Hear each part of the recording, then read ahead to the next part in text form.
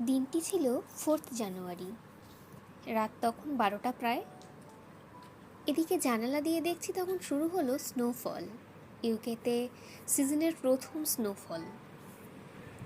Temperature ছিল -8 degree. কিছুক্ষণ জানালা দিয়ে দেখার পর দেখলাম বাইরেটা পুরো সাদা হয়ে গিয়েছে স্নোতে। আর তাই দেখে থাকতে পারলাম না রুমের মধ্যে বন্দি।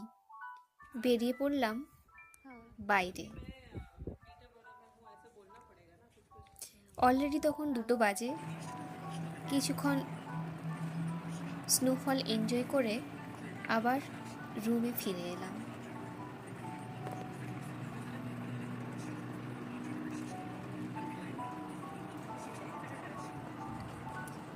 সকালে বেরিয়েছিলাম আশপাশে স্নোফল দেখার জন্য, কিন্তু ভোরবেলার দিকে শুরু হলো বৃষ্টি। আর বৃষ্টির জল পড়তেই স্নোগুলো গলে যায়। আপনাদের সাথে শেয়ার করলাম সেরকমই কিছু মুহূর্ত।